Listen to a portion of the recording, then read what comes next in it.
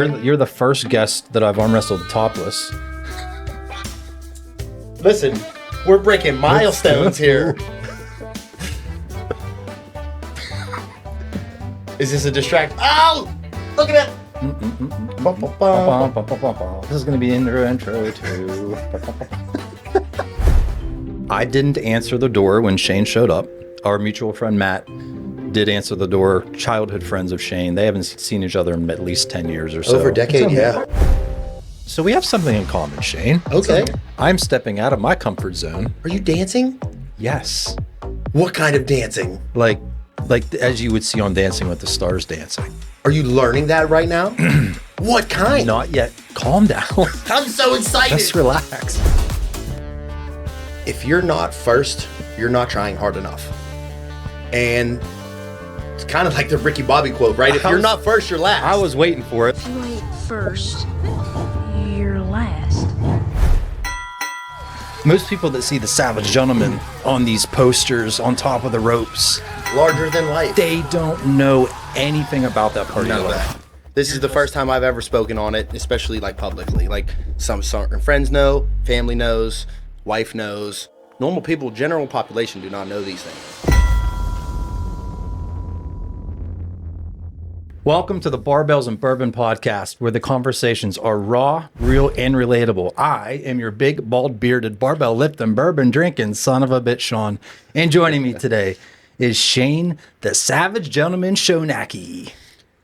Good day, sir. Good day, sir. I'm also bald and bearded. Yes, you are. And you're I- barbell lifting, Badass. not bourbon drinking. Not bourbon drinking. That's okay. I'm in fight camp right now. Yeah. Dude, welcome to our home. Thank you for having me. The Savage Gentleman. Yes. Explain that to me. What does that mean? The Savage Gentleman, it's kind of the way I live. It was created as a wrestling character. At the time, it was based loosely off Bill the Butcher from the Gangs of New York. Okay. And I ran with it. I like to dress well, but I also like to fight. Two of the things that don't typically go hand in hand. So I decided to combine the two. It sounds a little oxymoronic, but at the same time, when you see it, it's like you get the prize fighter outside of the ring. Inside of the ring, you get the prize fighter. Yes. Now, I was wondering if it was strictly a stage name or if there was some actual personal touch that went into that. And you said that's pretty much you, Yeah. right? Mm-hmm. I like to dress well. I have a penchant for, the finer things in life, but also, like I'm in a gym most of the time. So I'm wearing cutoff shirts, short shorts, hoochie daddy shorts, if you will, right? So like when I go anywhere, I go I've out. seen them. I like to dress the part. Yeah. It's nice to get done up every once in a while, right? Right, Did guys and- say get done up? What's the phrase for? I don't know. I don't know. But I'll give you one that you'll never forget. A suit is a modern gentleman's suit of armor. So You heard it here first. I like it. So, Shane, I know you are an athlete. You do all the combat sports. yes, And that's Many. probably what you're most known for. sure. But this show is a little bit different. I don't so much want to know about what you do. I do, but that's not the focus here. I want to know who you are. Because you sit here today, the man you are, based upon your life experiences, whether it's from childhood or teenage experiences or some relationship type things, right? That formed who you are. And I want the viewer to kind of learn who you are with me. Some know you, some don't. Sure. And if you're a returning viewer, thank you. If you're new, hit the subscribe button or Shane's going to come and body slam you. So Hey. that's your choice. You've been He said warned. it. You've been warned. But again, dude, I want to get to know who you are. I think this is a relatable show, right? I think people are going to learn a lot from you. And if there's a message that you can give the viewer right now, what's that message? What are they going to learn today? That no matter what you see on social media, there is so much more to life. I mean, it's that simple, right? Like, we put out all the good stuff and we kind of shy away from the bad stuff and, the things that are truly happening in life, things that might actually hold you back or, things that you might not be, comfortable talking about that you're going through right now. But it's okay to talk about that stuff too. That's why the show exists, dude. And that's why I followed you, right? It was everything that you were putting out. It started because of Project One Nutrition, and we just had mutual acquaintances. But then I started to watch more of the content. I was like, man, I really like this. It's a little bit different. You know, this isn't bro talk. We're not talking about, you know, what'd you do today, the weather, like Super Bowl predictions. How bad the Steelers suck. Right. Which is fine. But this is a learning experience, right? You're going to probably think and talk about things that you haven't in a long time. So I hope you leave here feeling sort of a release, like you feel refreshed and maybe a reawakening of sorts. So yeah, very much. And I mean, you know, we've spoken briefly. 10 minutes. That's all we've known each other, literally. For like 10 minutes. And outside of, you know, a double tap on a post here and there, we get to give it to each other and everyone else. That's right. Well, let's get the show on the road, brother. We have some interesting drinks with us today, which sometimes it's bourbon, sometimes it's some supplementation, but I'm in fight camp right now. I can't partake in bourbon. You can't, and that's perfectly acceptable and respectable. So we had a special guest drop by. And unbeknownst to me, 100%, that he set up, masterminded, a mutual friend of both of ours, and I'll let you finish that. So you saw it in the intro already. I didn't answer the door when Shane showed up. Our mutual friend Matt did answer the door. Childhood friends of Shane. They haven't seen each other in at least 10 years or so. Over a decade, yeah. And he asked if he could come over and surprise you today. And I was like, hell yeah, man. And he brought one of his famous lattes. If you don't follow him, I'll put his Instagram tag on the screen here. But he is a artist when it comes to creating lattes and espresso drinks and stuff like that. How was it? It's delicious. I don't even know what it's called. I've been watching his videos, and first off, I just loved it because the content was so good. But I'm pretty sure he's like, right, he gets into it when he's drinking because it's the first time he's trying it. So I had a very similar, I don't even know how he does this. It's delicious. But it's amazing. Matt, thank you. I think we might have to have this for every show, Matt. Have a little barista for the show. Can you wear the apron? Yeah. Hello, my name is Matt. All right, Shane. I want to go back to your childhood. Yes. I know nothing about you, okay? But I want to know why you are this savage gentleman. So where did you grow up?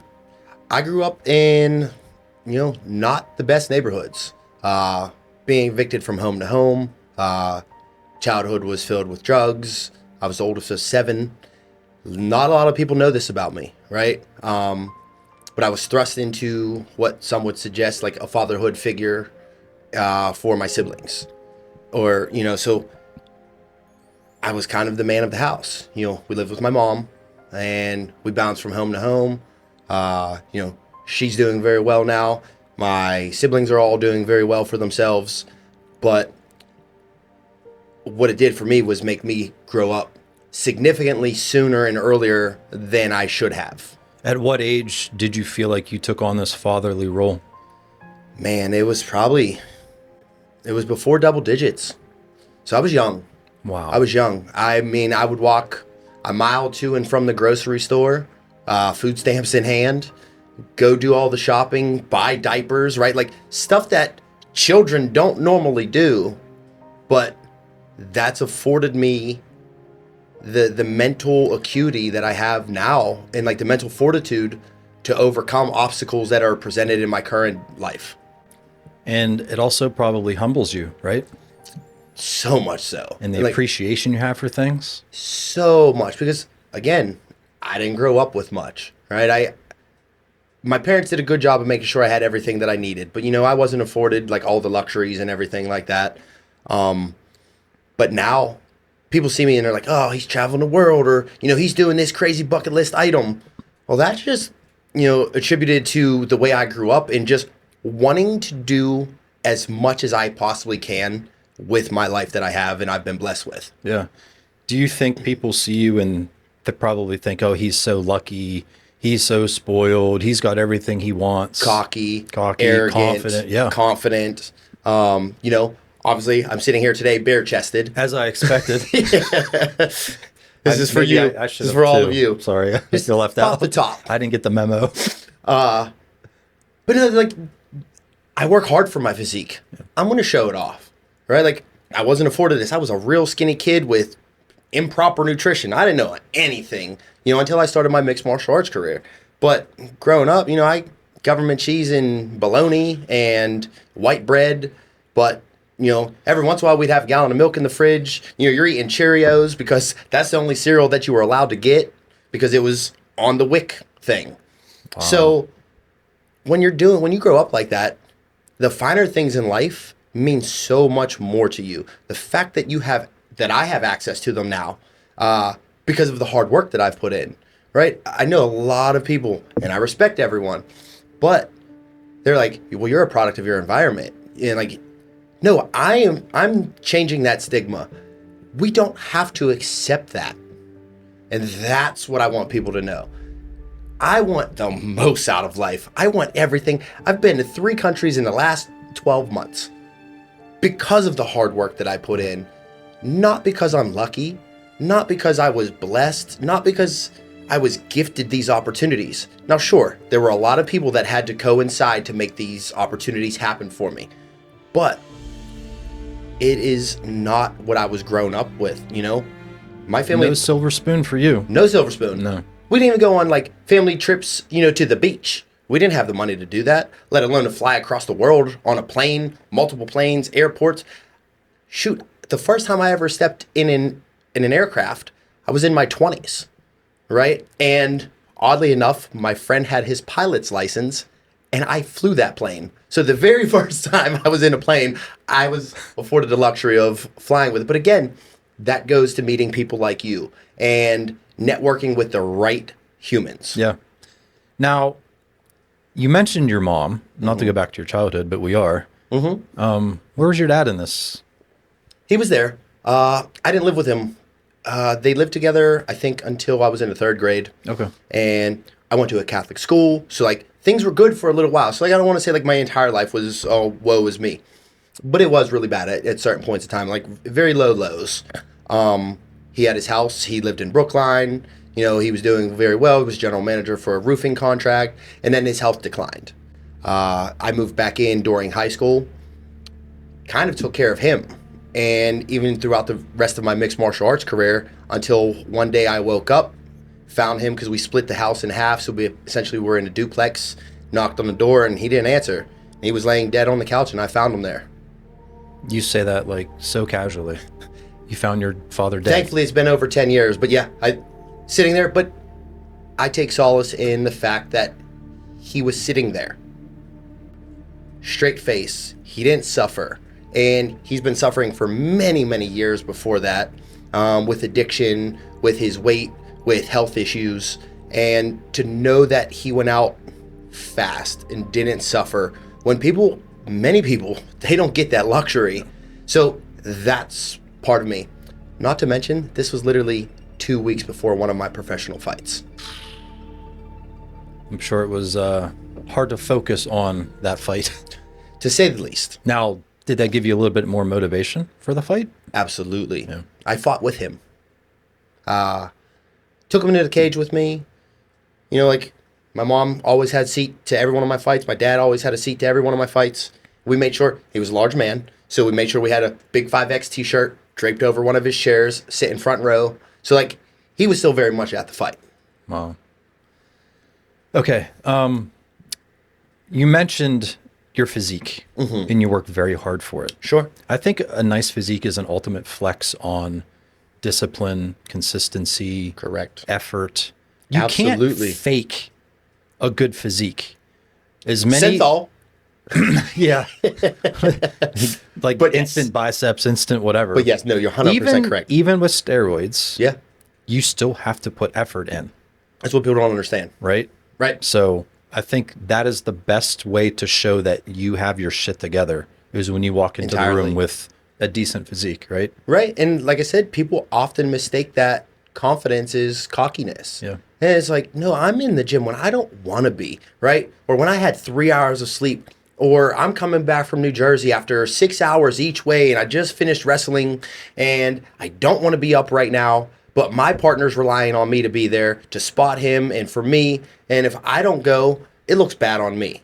Yeah. And that is I just read a study, not to change the subject, but in the center of the core of the brain, doing things that you don't want to do will actually give you a sustained longevity of life because you're pushing yourself through something instead of just feeding that serotonin. You're like, oh, I'm gonna eat these French fries today, or today's a great day to take off. You can make any excuse in the book that you want, but when you don't want to do something, that changes you. All of the way I grew up, right? Maybe not be what I wanted. I didn't know what a normal childhood was, but that built me into, the dedicated, motivated individual that I am today. Yeah.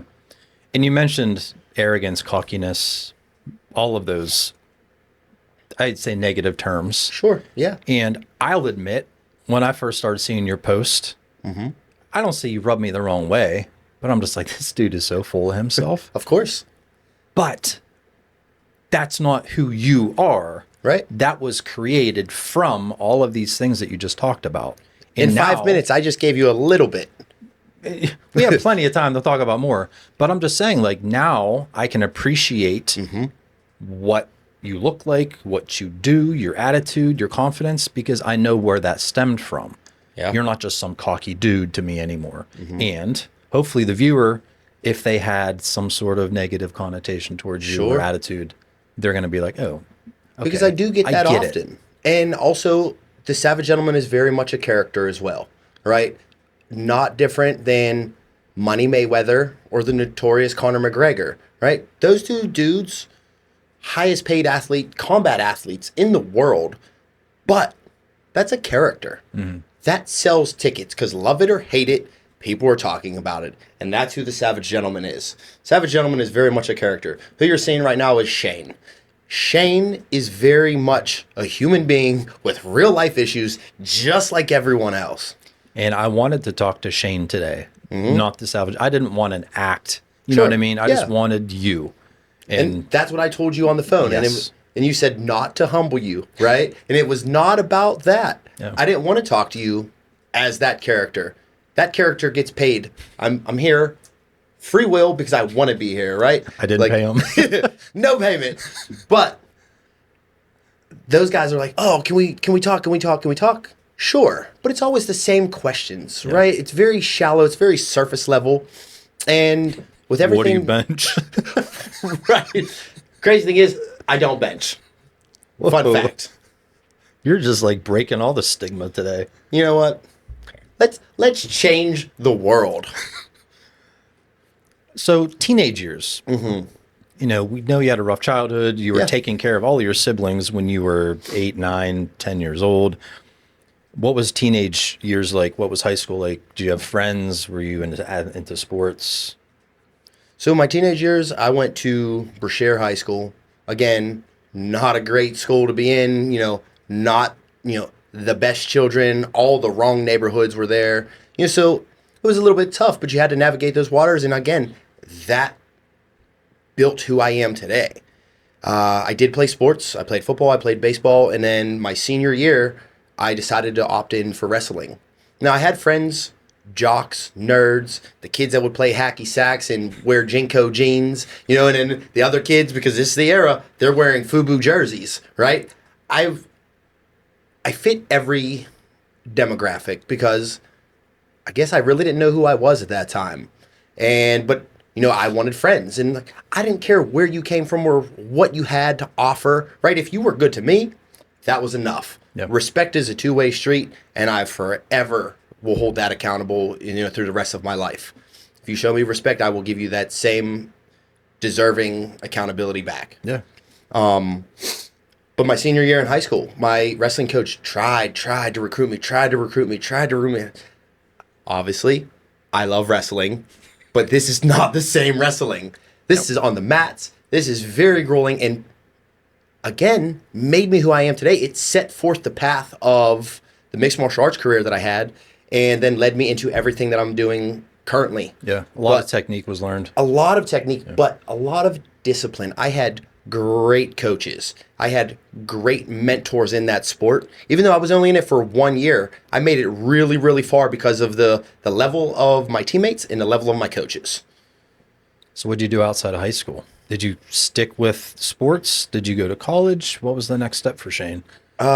I stuck with sports. I opted not to go to college. I had a couple offers. I was very advanced in education. The way my brain processes things is different than most. But I also knew college wasn't really for me. I'm not a structured-based person. As you'll find, and I'm sure you're aware of, many entrepreneurs are not college-based individuals. That's true. They're all self-made. I like to be that person. But what it did allow me to do was to have the experience of the college lifestyle. I worked in multiple nightclubs, VIP spots. So I was always out. And still at this point in time, just like we mentioned earlier about the bourbon, right? I was never a big drinker. I'd have a Red Bull and I'd run my ass around the bar all night.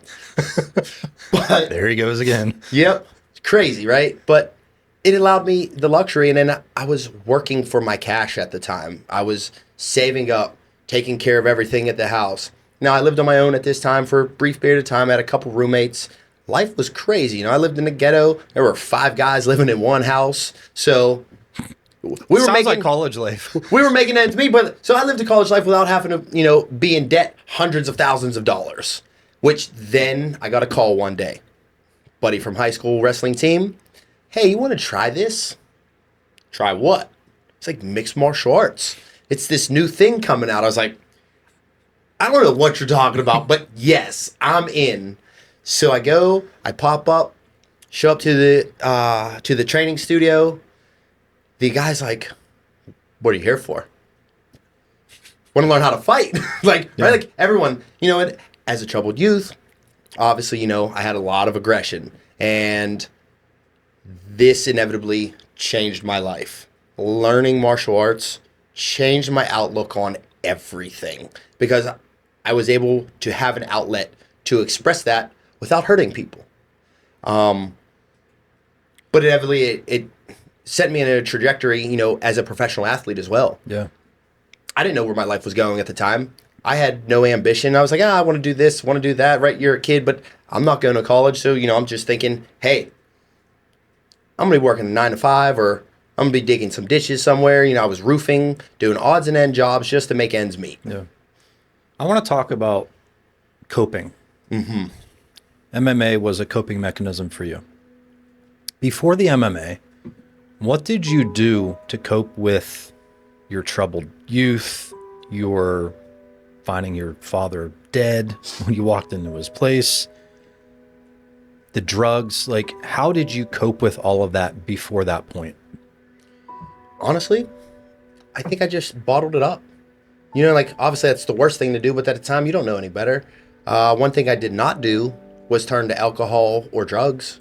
Still to this day, I have never done a drug. I've never smoked weed, never done cocaine, crack, anything, nothing. Even the time of getting my wisdom teeth pulled, I would take a pill just on day one because it was so massive of pain. But I didn't want to do any of that, right? I still barely even take ibuprofen now.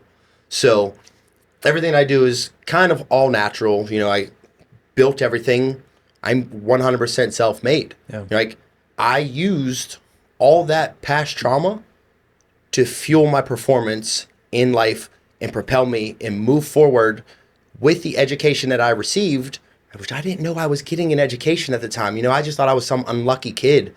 But now, looking back, I can see that I was blessed to have those challenges, to face that adversity, to build the life that I have today. That's a rare story, dude. I mean, I've had a lot of guests on this show that have had a really shitty past, and they turn to all of those things that you've stayed away from. I can't fault them for that. Of course not. No. They're trying to numb the pain. Of course. And whether it's you're in the wrong crowd or you have the wrong parental influence. Sure. That's an easy trap to fall into. Right. But that was that the center of my pain. That's what people don't understand. And that's how the cycle repeats. And I was damned if I was going to let that happen to me. So in a way, it's maybe, I don't say it's a good thing, but it's sort of a blessing that your parents didn't live the cleanest lifestyle. It's the gift of the curse. Yeah. I like it. Yeah. It's a lot. You know, it's a lot to undertake, to comprehend. If you've never lived in that sort of upbringing, you know, like living in a ghetto, you know, being evicted, grabbing what you can whenever landlord's coming knocking on the door and kicking you out, or like, that's some serious shit right there that like children 10 and below should not ever have to see or ever have to deal with. No. But that was just part of my upbringing. That was just everyday life. Is your mom still living? She is. What's your relationship with her like today? Incredible. Yeah. Yes. There for me through everything. Like I said, she's come to every single one of my fights. And even back in the day, she was always there at every one of my baseball games or every one of my football games. She always made it and found a way to be there, right? But, you know, our relationship has gotten a lot closer over the years. Like I said, she's doing very well for herself. She actually works for the government now. So, of all things, like, everything manifested itself and brought itself full circle. So to she's where, self-made herself too. very much so. And, you know, like, it's one of my main people, especially with my dad being deceased. You know, she's my rock right now. And, like, whenever I need something, I can bounce ideas off of her. But I'm also blessed with a good circle of good, strong men that I have the confidence that I can speak to about anything. Is she proud of you? So proud of me. I just made a couple posts over the last couple days, and literally, like, one of them was that. We just released a documentary for the last few months of wrestling. Oh, cool. I got a text message, and it's in the documentary because I read it out loud for the camera. And she's like, "I love you. I'm so proud of you. Now break his fucking neck." And I was like, if that's not the most motherly, savage gentleman thing I've ever heard in my life, let's go. Let's give your mom a stage name. What would her stage name be? Oh, that's Crazy Chrissy. Crazy Chrissy. Crazy Chrissy, that's her name. She's great. You know, like, she is a handful at all times, but with the best intentions. That's amazing, man. Isn't it funny how the older you get, the more of a friendship you build with your parents? Yeah. You know, when you're a kid, it's just like, you know, it's that authoritative figure just telling you what to do and blah, blah, blah. I just saw a post, and it was from my cousin. He's like, the day's finally come where his daughter was like, "Dad, you're embarrassing me." Right? And like, get away. And then the older you get, you realize, like, oh, we're not that far off. Yeah. We're actually cool. Age discrepancy alone, you know, like, that's a significant difference from a parent to a child. But you can now relate because you're both adults. And I think people take that, you know, and like take that out of context. It's like, we're both doing adults. We're both paying the same bills. We both got same similar lives going on. You're just older than me. Yeah. You have more experience. So why would I not listen to the person that has done this and survived 100% of their worst days? Don't be so stubborn. Right. Yeah. Yeah. So another theme that I'm kind of picking up on is you've always been taking care of people. Yes. From childhood to nearing adulthood when you're taking care of your dad. Sure. Has anyone ever taken care of you? Yes. Growing up, you know, at one point in time, I was in Children Youth Services. My one uncle took me in. My aunt and uncle took me, my brother, and my sister in.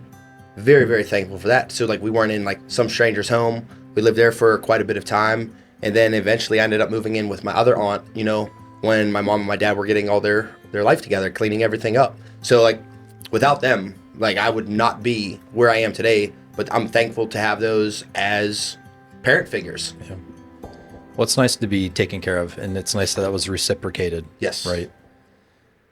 So MMA, Mm-hmm. what happens next as far as combat sports goes?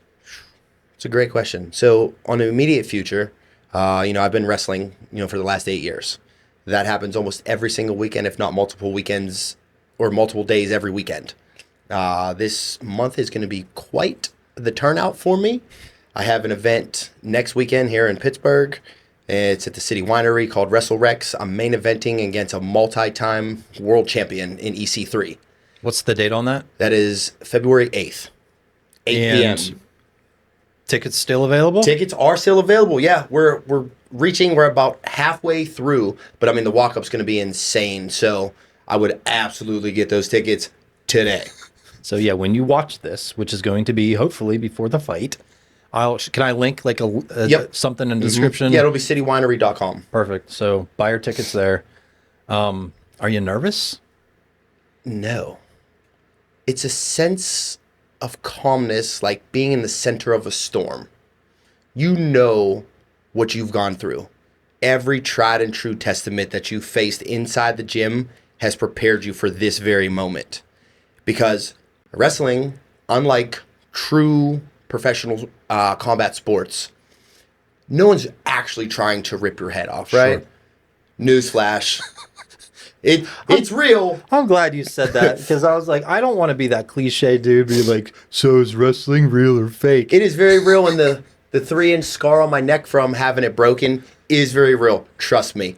I'm well aware of the pains and, the accolades that like you have to go through in order to achieve greatness in any type of sport. But it's predetermined, right? It's no different. Sure. It's no different than any movie or play or any scripted TV series. The Bachelor, right? Everyone wants to cry, oh my God, The Bachelor. Can you believe she kicked him out? But wrestling's way more real. Yeah. You know what the end of the story is going to be. Yeah. But that story is fucking painful. It's so painful. People are like, oh, well, you're just jumping on trampoline or on a mattress. I'm like, no, bro. That's 2x2 steel frame, 2x8 pieces of wood with a little tiny piece of foam about this big. And then especially when you're jumping from the top rope, that's not fun. That does not feel good. But your body grows a callus to it, just like anything you do in life. I don't want to say you become desensitized to it, but your body learns to adapt to everything that you put it through.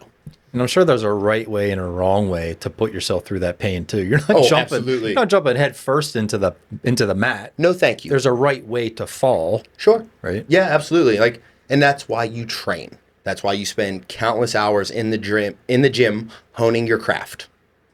And that takes me to the next point. Is like I've been living in the gym these last 2 months because 8 years ago when I made my professional wrestling debut, that same month I made my professional boxing debut.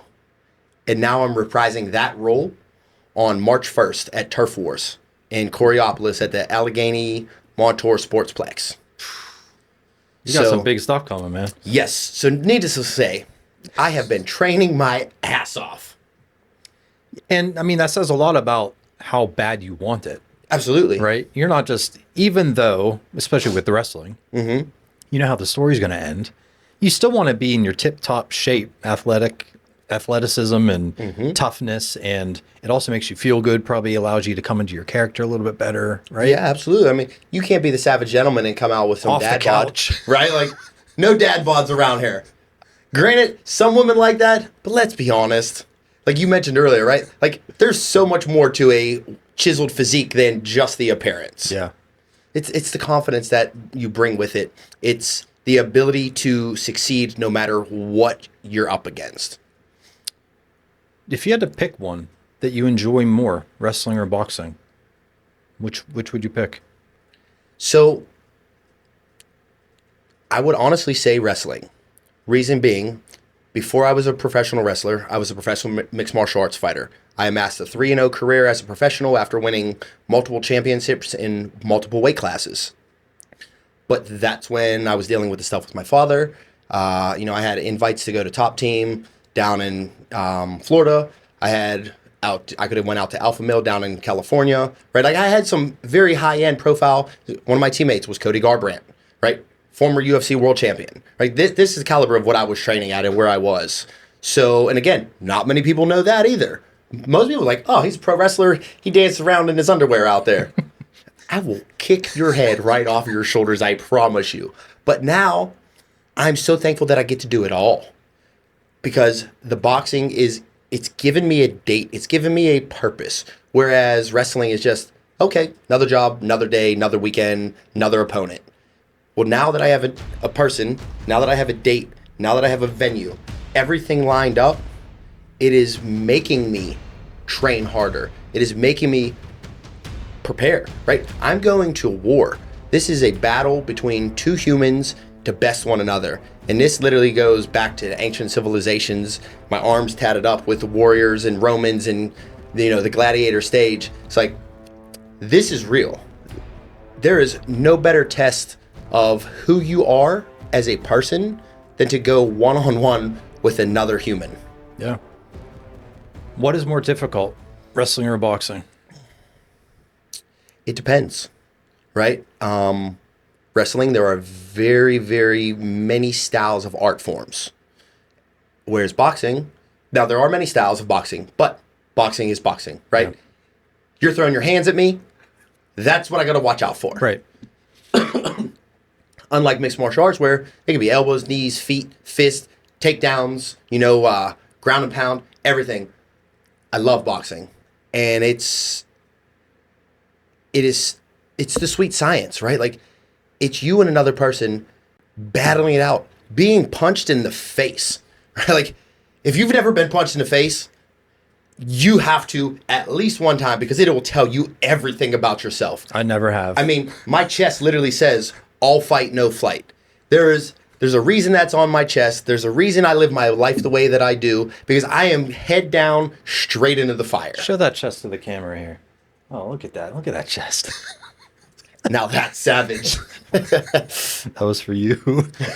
What do you think you're best at? Boxing, MMA, or wrestling? Like, what do you think that you're like, yeah, I am the shit? None. Really? None. There is always work to be done. So that's humble Shane coming out. Yeah, I train my ass off every single day to be the best version that I am. That doesn't mean that I'm better than you or the next guy or the next guy. I just have to be better than the person that's put in front of me on that day. What's the end goal, Shane? If you don't think you're excellent at any of these things, do you have that goal to be world champ or state champ or whatever? Always. Yeah. If there's a quote I used to use, right? If you're not first, you're not trying hard enough. And it's kind of like the Ricky Bobby quote, right? If you're not first, you're last. I was waiting for it. Right? But you're not first, you're last. Hell, you could be second, you could be third, you could even be fifth. That doesn't make any sense. I was high when I said that. But that's how I've programmed myself, right? Like, do as much work as you possibly can be, and inevitably it will not be denied anymore. Now, granted, I've wrestled some of the biggest companies on the biggest stages. I fought for crazy amount of people. I was just in France. I was in Italy. I was in Australia doing seminars, teaching people what I love to do. So while I might not be the best, and I've never been a true world champion, I get to help other people along the way. And as I'm aging, I'm seeing, Father Time close the door on me a little bit, right? But it doesn't mean I'm not trying still as hard as I possibly can to be the best, to get a TV contract, to get a national televised fight, right? But if I can help other people along the way, that makes this all worth it. That's your legacy, right? Absolutely. I mean, look at Bruce Lee. He barely lived any life at all, and everyone knows him because of the legacy that he left. What was he, 30 years old, I think, whenever he passed away? Yeah. Could you imagine leaving that much of an established, long-lasting, life-lasting legacy to where you are still quoted and examined today by all walks of life?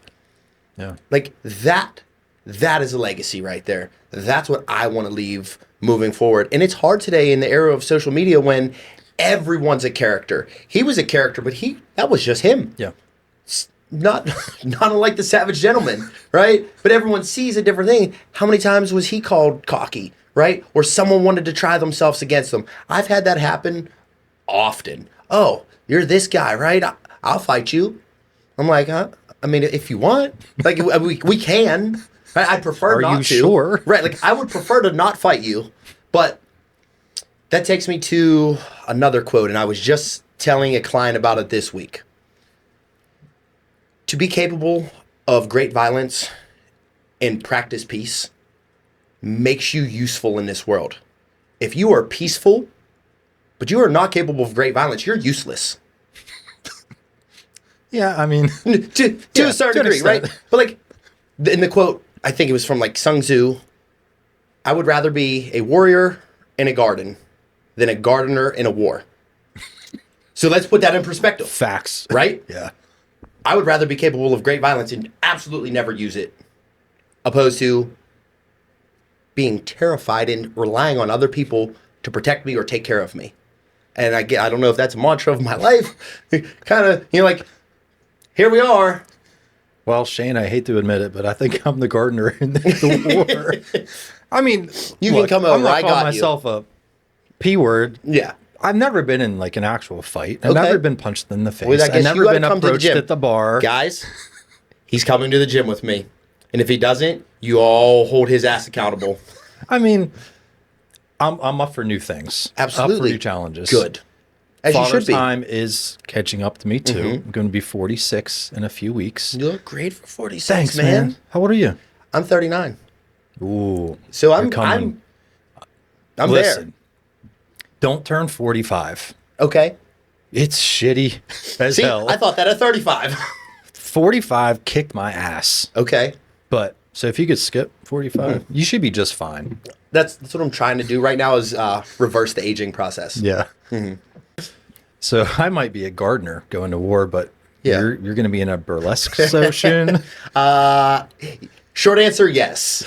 Yes. Please explain that to me.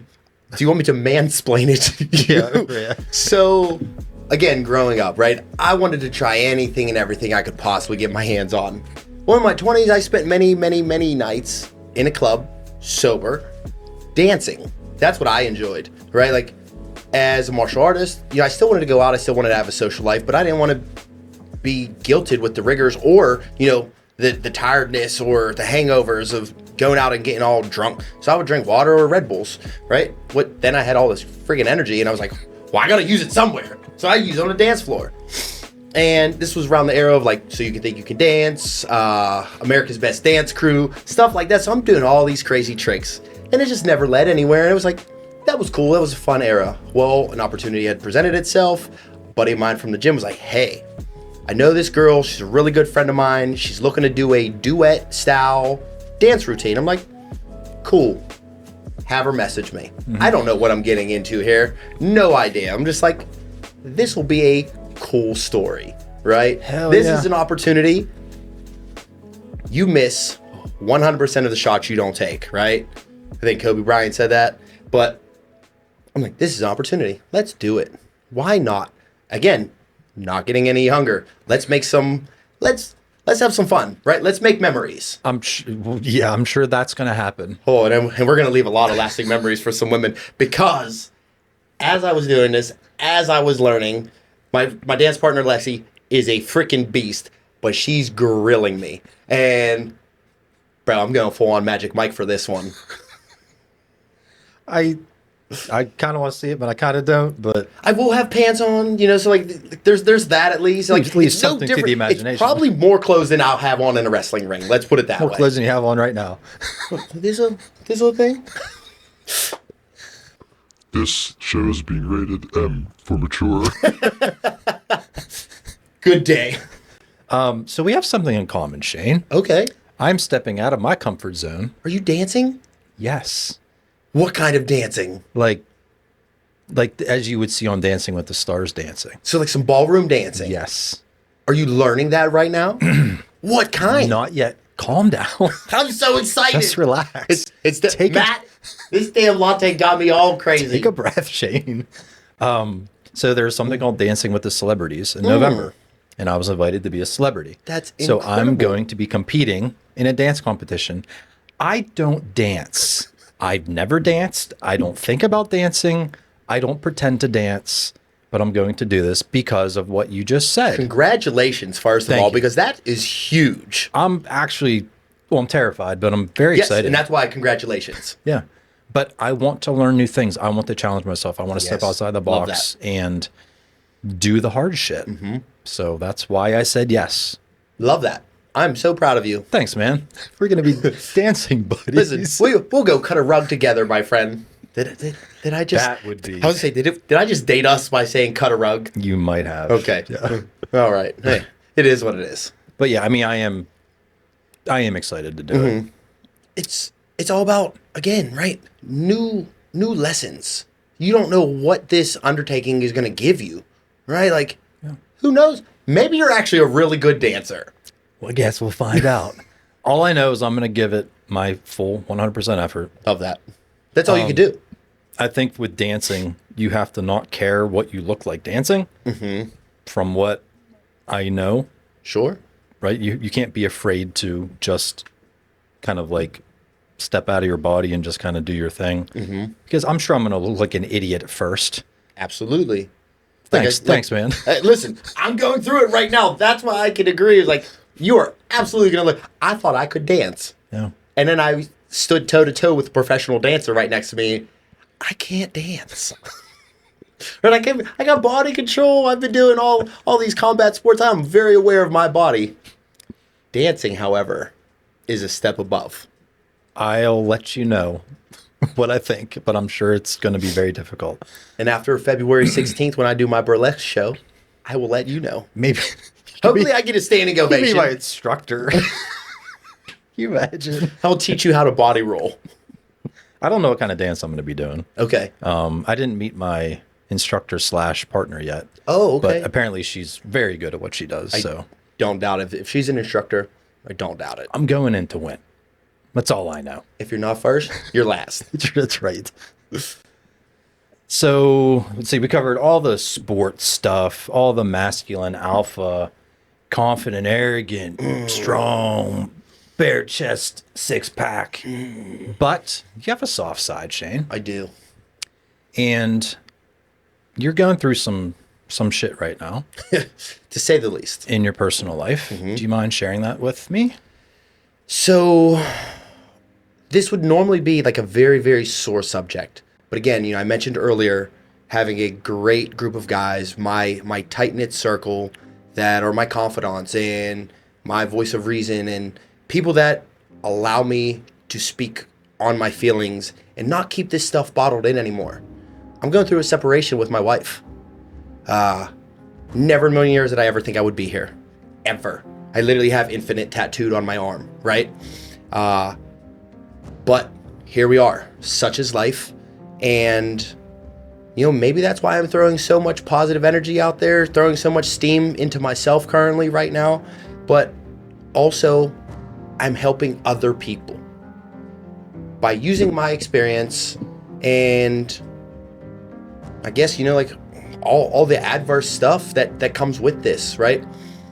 I'm very fortunate to be in a position where I can help and give back. It sucks. I would 10 out of 10 never recommend it. Ever, right? Like, you don't go into it, you don't say forever, and you don't say I do unless you absolutely mean that shit. How long have you been married? We were married for 6 years. We were together almost a decade. So, that's a long time. And that was my best friend. But here we are. Eventually people grow apart. And the more I talk to people, the more I realize that's okay.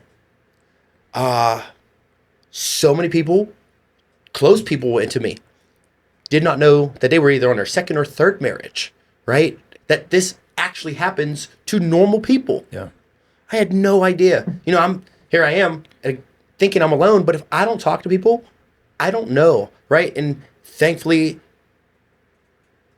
and I don't say this lightly, but the Lord put these certain people in my path.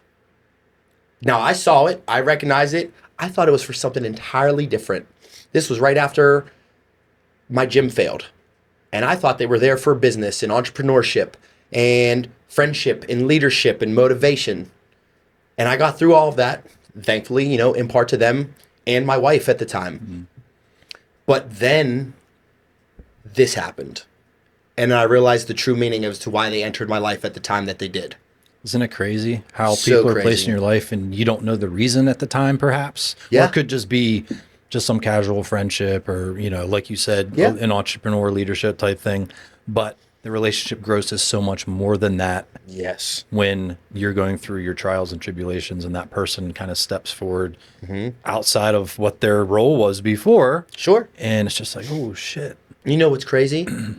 Like we mentioned, the alpha, the savage gentleman, this hard-nosed, hard-pressed action star, right? I do stunt work, wrestling, combat sports. I'm here leading other people in fitness, in training, in mental mentorship. And then I had my whole world flipped upside down, and I was like, what in the world do I do now? I'm supposed to be that guy. I'm supposed to be here helping other people. And I just made a post a couple days ago on my private Facebook page that men are constantly tasked with carrying a burden upon their shoulders with unthinkable amount of pressure. I commented on that post. Yeah, just so you know. And that post blew up. And I was just posting it. For me, it's kind of like a diary, but also at the same time, if I can help one person by just putting a few words on a computer screen, then why not? Right? Yeah. Let's use this negative, awful moment of my life to better someone else's. So Shane, as a leader, you said you mentored a lot of people. Mm-hmm. And then this happened in your life where your life was flipped upside down. Did that make you feel weak? I didn't know what to feel. And the reason I say weak is, did you feel like you no longer had the right or the ability to help others because you were struggling yourself? No. Because I know what lies deep down inside me. I know the value that I possess as a human. And as shitty of a situation that I may be in, I know other people have it far worse. I'm very thankful to be in the position that I am as a leader, as a mentor, as a coach. But doesn't mean that I don't need that help also. And some of my biggest and like the best help that I received have come from friends and clients of mine who have lived a very similar situation, who have true life experience in this particular instance, that were able to help guide me through this. If I had to navigate these waters alone, I would have crashed that ship many of times. Yeah. I don't know where I would be right now. I certainly wouldn't be here talking to you the way I am about it at this very moment. I can guarantee that. But again, this is why it's important to talk about things. And, you know, I mentioned that post. I had so many people reach out 2 different ways. One, to check on me, which I'm very thankful for. People that like, I wouldn't even have thought that we're going to reach out. But just to see, hey, how are you doing? Because as a man, mental health is always pushed back on the back burner. It's like, no, you can handle it. You're good. You're a guy. Yes, to an extent, but it doesn't mean that we don't feel these things. Right. Just because the way and I know this for a fact because psychologically, women and men's brains handle problems differently. A friend of mine, his wife is a psychiatrist, and like literally, we are built different mentally to, like, I guess down to like our DNA code, you know, like for who knows however many centuries and everything that like we are supposed to do this. But having someone to talk to, another strong, positive male figure, is incredible. Why do you think people, I don't want to say just men, because women have issues too, so right? much, very much. Why do you think people are so afraid to talk about it? It makes you look weak. It makes you look vulnerable. And that is scary. I think vulnerability is exudes strength, right? Absolutely. And I've said it before, Barbells and Bourbon, Barbells is the strength of you sitting in that seat talking about this hard stuff, right? Bourbon, it's comfort. You're in my home. Comfort, atmosphere. You feel like you can trust talking to me, right? Yep. That's why this is called what it's called. And like we mentioned in the beginning of this, right? We haven't known each other outside of 10 minutes. And here you are getting my whole life story, right? I'm honored. As am I. Yeah. I appreciate you inviting me into your home.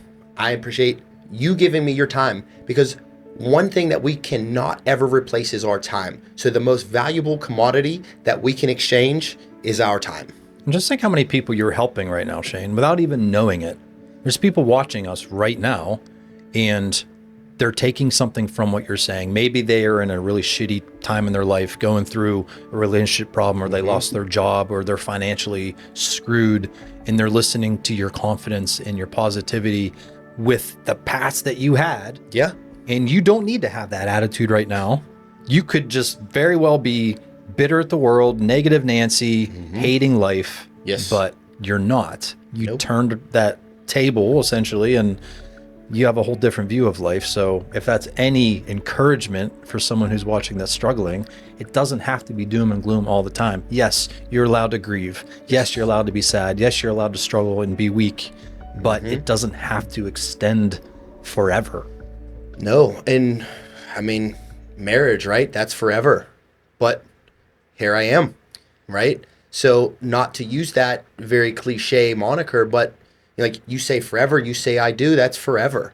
And unfortunately, that doesn't always mean forever. No one stands at the altar saying I do without that intention. Sure, Hopefully. exactly. Hopefully you're not faking it. Yeah, or there's, Or you feel pressured into doing it. But someone marrying for money or the wrong Right. reasons. no one wants to get divorced in the future on purpose. No. But like you said, sometimes you grow apart. Right. You know, I don't know what happened. I'm not going to dive into your relationship problems, but, you know, I get it. I'm divorced myself. Yeah. I'm not going to get into my shit either. Maybe one day, but Sure. yeah, shit happens. Shit happens. And that's the fairest, easiest way to explain is shit happens. But I take comfort using my experiences, things that I've personally gone through, to hopefully help other people. And I know it's helping because I've received numerous messages.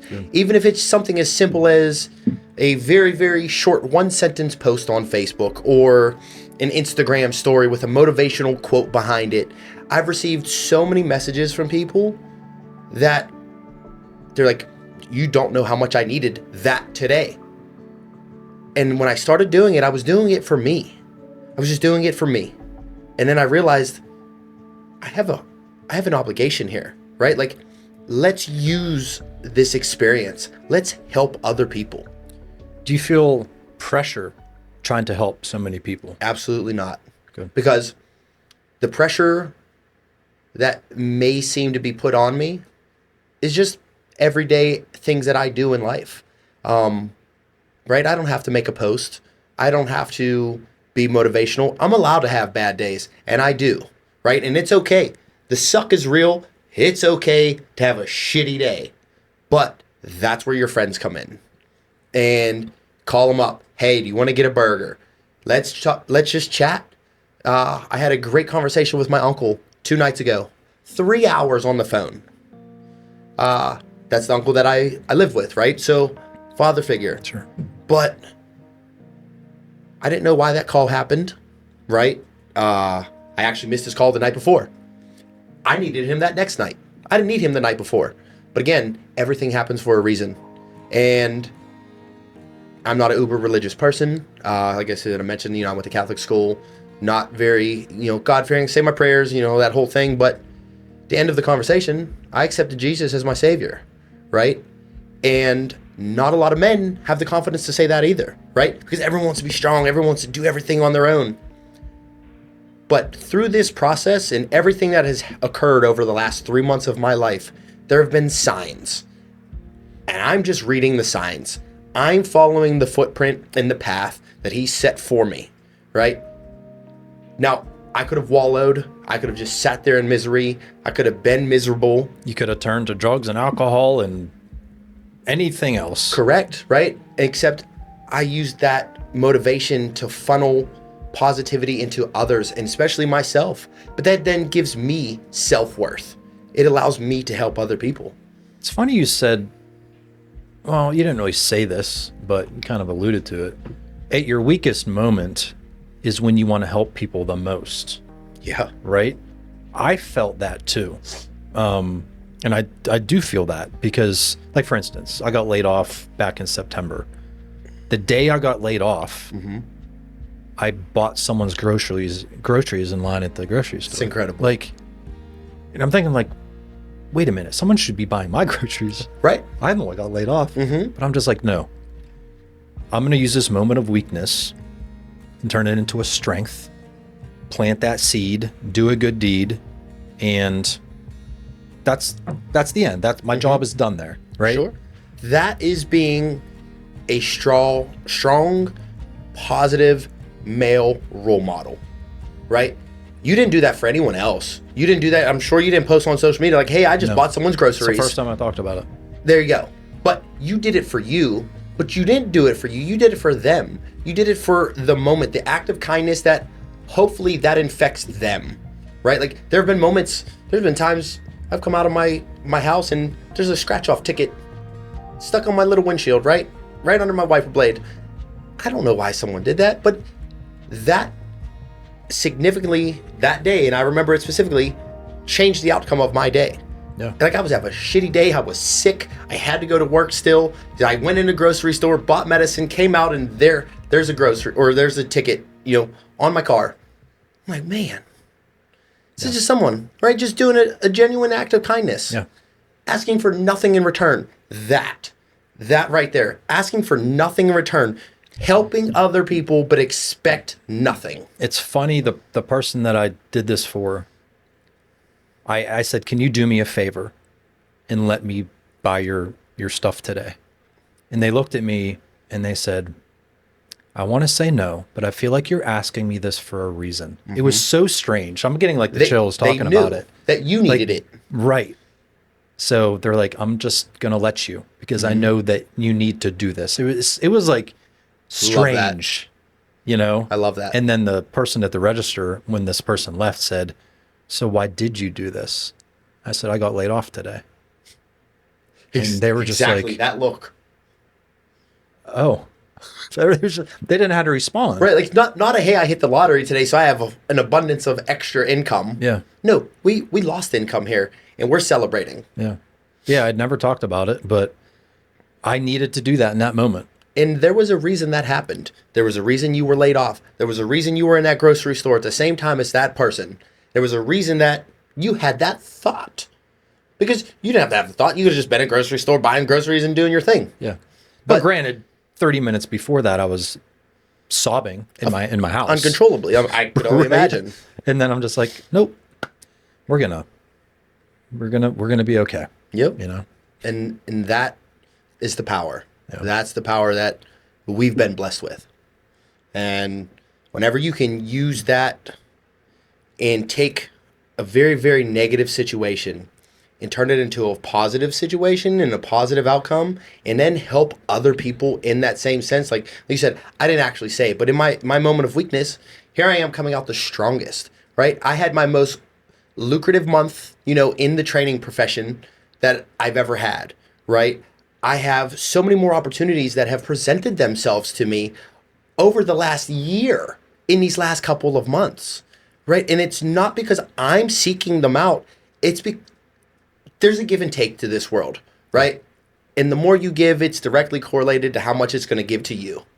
What do you think about the people that do nothing but take, Shane? How do you change that kind of person? You can't. You can't simply. But what you can do is teach. And if you can show them, right, it goes back to that, hey, I can teach a man to fish, or I could give them dinner for a day, right? Feed them for a night or feed them for a lifetime. Like that old adage. People don't understand everything, right? And like, trust me, I love free stuff, right? Give me some free stuff. I'll take a nice free suit, some shoes, right? I don't have any goodie bags for you when you leave. I'm not like, do I get a lollipop? Here's your party bag. Right, exactly. But what it is actually helping other people, right? That's what it comes back to. Going all the way back to just being a good human being. If you can influence someone to do better than they did the day before, that's a victory. Do you believe in karma? 100%. Same. 100%. And that's why I asked you about how you feel about people that do nothing but take. I think karma plays a huge role in those types of people's lives. Absolutely. And someone came to mind when I said that. I'm not going to say who that person is. We're not dropping names here. We're not going to name drop. But yeah, I mean, this person expects everything from everybody and then gives nothing in return. Yes. And there are many of those people. And most times, unfortunately, they're not even aware that that's what they're doing. I think they are. Most. But not everyone. Yeah. Right. In this situation. But there are so many people in this world that will just take. Woe is me. Well, what about me? And again, this was part of my uncle's conversation. It was like someone was blessed with a donation. And he was like, man, I could have really used it. And not to put his business out there, right? But he was blessed beyond what this one thing was, not because he didn't need that at that time. He thought he did. But it was because it was presented when it was truly needed. And when you are selfless and you are willing to give, I'll give the shirt off my back to somebody, right?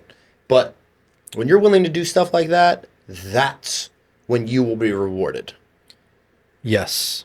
This show has rewarded me in so many ways. I could only imagine. And one of those ways is it got me my job after I was laid off. Wow. This show actually allowed me to get another job because, and I'm not going to name names. Sure. If you're watching and you were a guest, you know who you are. But one of my guests, their husband ended up getting me a job. This was like 9 months in the future, though. Yes. At the time, we had no idea this connection was going to happen. Sure. Of course not. But that seed was planted on this show, and it turned into me being employed again. Wow. It's just like unbelievable. Dude, I love that so much. Crazy. And that's what I was talking about, right? With over the last 3 months, I could have never predicted that my life would be here right now by any stretch of the means. If you'd have told me this a year ago, I would have laughed in your face. But here we are. Yeah. And now when I go back and directly correlate and connect the dots upon the series of life events that have led me to this very moment right here, right now, right? Why are you and I having this conversation on this day? Why didn't we do this months ago before everything happened in my life? We could have easily set this up. And months ago, I was in a completely different stage of my life too. There you go. I have, in the last few months, I've been through hell. I'll just leave it at that. And if you know, you know. But yeah, if Do you know why that was tasked upon you? Why? Because you can handle it. Yeah. Right? When you ask for abundance or you ask for prosperity, you're not immediately rewarded with a gift. You're rewarded with a series of tasks that you must overcome to achieve this. Again, it goes back to the fishing analogy. I'll teach you to fish, but I'm not handing you one. Yeah. Sometimes I think the strong are attacked more because they can take 100%. it in order to allow forgiveness and relief of the weak so they can continue to survive. Yes. Right. Like we just take on that burden Yeah. to save others. And I feel like that's probably what I had gone through. Sure. Right. Like you went through that and like, who knows? Just like your job and 9 months later, whatever you went through a month ago or 2 months ago or 3 months ago, we don't know why yet. Maybe you do. Maybe it's paid itself off in full, but maybe it doesn't for a few years, right? We don't know what we don't know until it's presented to us. Yeah. And this is a point in time change. This is February 1st, 2025, as we sit here today. Yes. You're going to watch this back, hopefully in a year, 2, 5, 10, whatever. Maybe if you have kids one day, show your kids, whatever. And this is going to be a defining moment of your life to say, okay, this was a chapter of my story. This is where I was. And hopefully you've gone further when you watch and you're not regressing. Right. Yes. But this could be, as you watch it, this could be motivation for you in the future. Sure. You could, because you're talking about all these things that you have coming up, very exciting things. Say your life is complacent after that. You're going to look back at this and be like, I got to get myself in my act together, right? So one thing that I say is, if you're going to fall forward. I like that. Right? Everyone trips up from time to time. Everyone falls, right? If you fall on your face, you still landed further than where you started. I've never even heard that. I literally just said that. So that's we got that. Jeez, right here. Let's trademark that shit now. That's the snippet right there. If you're gonna fall forward. Yep. Dude, put that on a shirt. Let's put it on a shirt. Let's go. Get that tattooed on your left titty or right titty or right titties. We are getting shirts made. Speaking of shirts, Yeah. for the boxing match, I'm working with a company called We Are Villains. We're actually doing a partner t-shirt. I know who that is. Even better. So you know the quality of shirts that we're going to have. Yes. And they're going to be for the boxing match for Turf Wars on March 1st. And it's going to say Savage Squad. I love it. Yep. Maybe so I can get one. we will definitely get you one. Oh, well, I'll buy it. Well, okay. I want to support the cause. Well, I appreciate that. Unless you want to give it to me for free. I like See, free shit hey, too. maybe there's a bag under the table for you. I'm not even With a going to look. kazoo in it. So, I mean, I talked about your future and looking back at this moment, right? Where do you see your future in, say, 5 years? Where do you want to be? Oh, man. I honestly, I wish I could tell you, because over the last 10 years of my life, I feel like I've lived 10 different lives. Every single year, I've evolved, I've grown, and I become twice the man that I was before.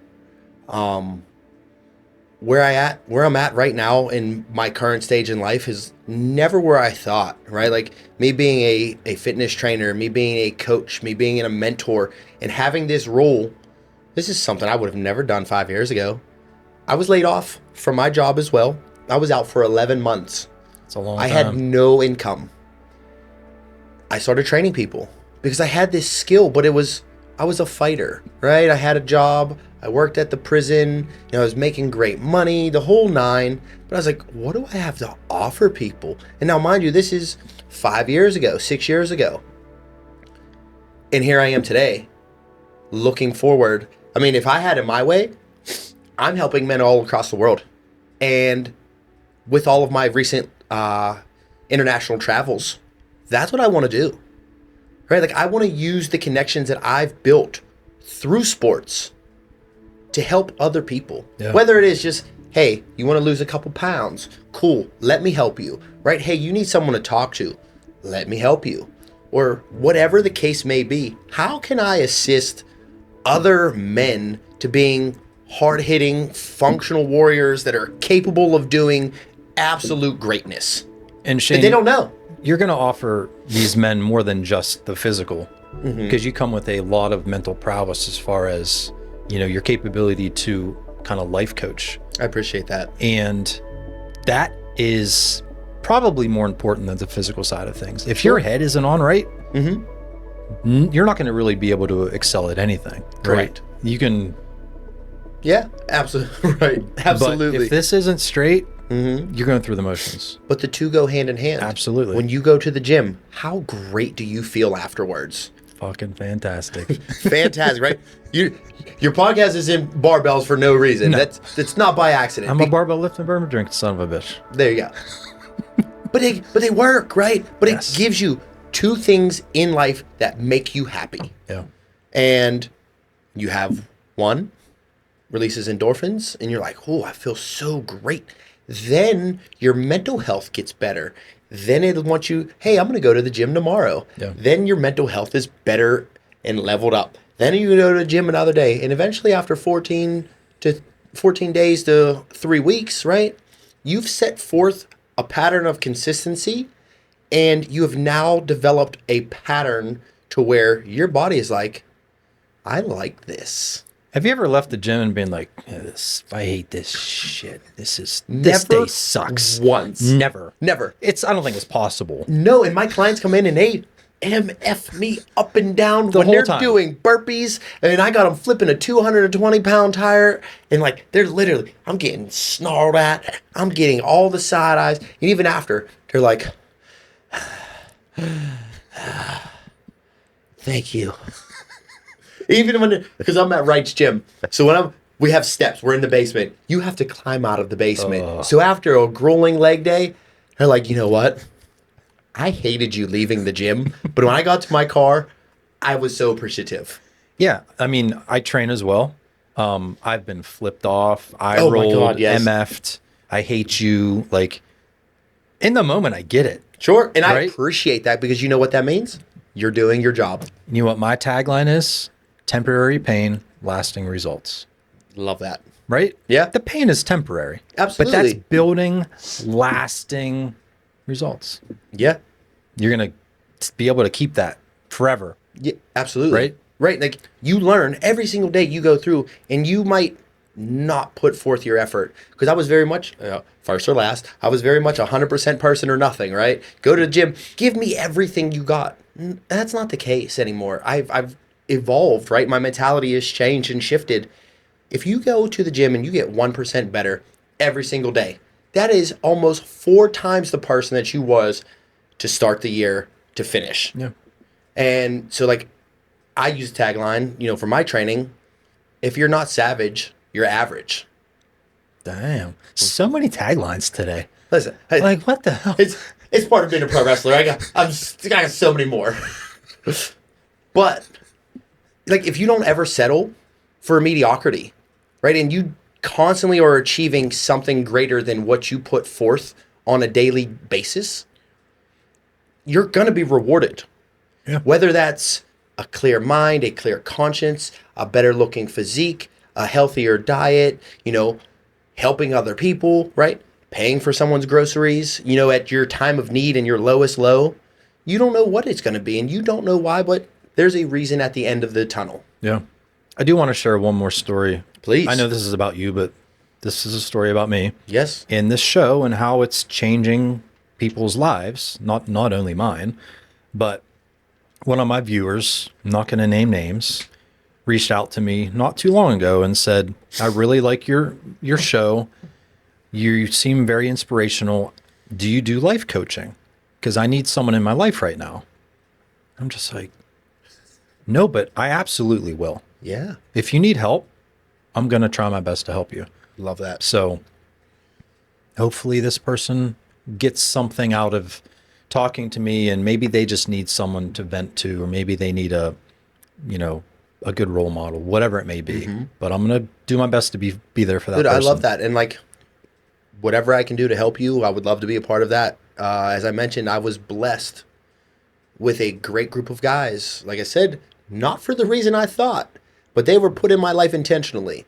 And without them, I would not be in the headspace that I am today. So I love giving back. I love being able to help people. So if this person, right, if they ever need to, you know, whatever, you need something, please. Maybe we can tag team. No wrestling pun intended. Hey! Hey-o! Up top! Did we just become best friends? Yep. Don't you put your nuts on my drum set.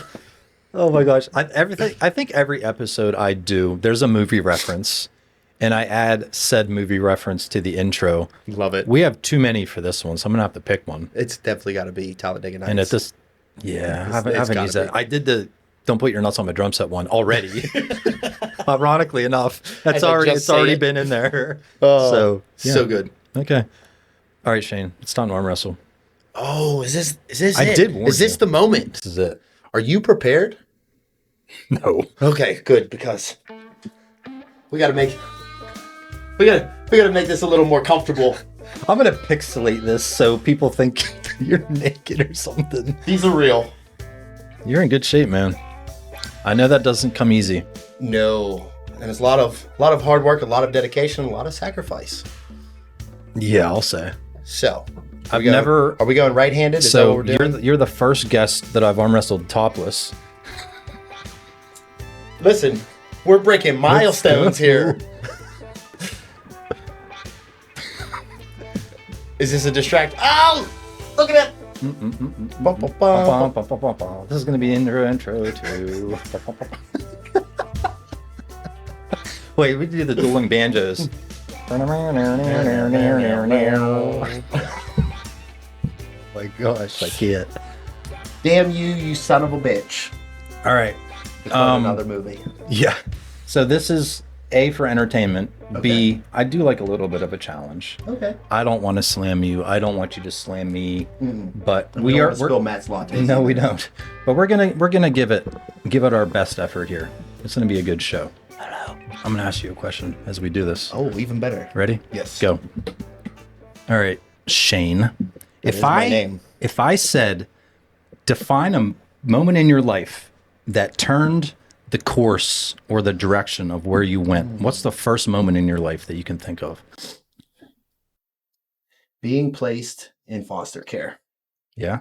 Mm-hmm. Why did that change everything for you? Because it built who I am today. If you can't overcome overcome some sort of form of hard adversity, like being thrust into a stranger's life and into their home, you can do whatever you want. Oh, man. Yeah. I mean, Right? I would think that would change someone's life. Sure. Are you going to finish the episode topless? Might as well. We're here now. Might as well. It'll make for good sound bites. You're welcome. There's going to be so many YouTube shorts made out of this episode. So many reels. Gucci Daddy shorts? So much. A lot of people can't relate to being in foster care, Shane, but I think the overall theme here is, you know, that moment in your life, that horrible time where you probably felt alone and lost and not loved, created you, right? And most people that see the savage gentleman on these posters on top of the ropes, larger than life, they don't know anything about that part None of your of life. that. This You're is the just- first time I've ever spoken on it, especially like publicly. Like some friends know, family knows, wife knows, right? But other than that, normal people, general population, do not know these things, and that's where I am in my life right now. Yeah. I want to open that up. I want to give that to other people. Well, I'm glad that you felt comfortable enough sharing it here today. It says a lot about you. Do you have any last messages, any parting words for the audience before we close out here? Talk to people. Open your mouths. Closed mouths don't get fed. And that is meant in so many different ways. But if I didn't speak to certain people at certain times on certain days, when for some reason I didn't want to talk to anybody, my life would be drastically different right now. But because I did, and it's okay to talk to people. It is 100% okay to talk to people and tell them and be vulnerable. Men or women? This isn't all about men. This isn't just for men. No, this is for everyone. Please, open up. Get that shit off your chest. No matter how strong your physique is, right? Let's do something about it. Let's change the stigma. Yeah. We don't have to be strong at all times. Yes, that's what's shown, that's what's perceived because of TV and reality shows and all of these false prophets that have been set forth for us well before us. But we're humans. Yep. Human interaction is very emotional. Let's use those emotions to invoke a change. That's a great message, Shane. And I thought you had all your shit together, dude. I'll be honest with you. All your social media posts, as you said, social media is smoke and mirrors and perception, right? And I'm like, this dude has all his shit together. He probably never lived a hard moment in his life. But here you are, no offense. Yeah. But you had a kind of a shitty life. Absolutely. But you've turned it into something amazing. Thank you. And I know you're not stopping. Absolutely and not. I'm excited to see where you take your life from here and to see these next chapters. So appreciate it. I hope you can look back and this moment and be like, yep, I crushed that old Shane. I'm still bingo falling forward. Yep. Bro, thanks so much, man. Hey, thank you. I appreciate You're you very having welcome. me. If you like this episode, which I know you did, hit the like button. Please subscribe. It helps me, helps Shane, helps my future guests. And I will see you on the next episode of Barbells and Bourbon. Peace. Good day. My man. Yeah, dude. That was fun. Yes.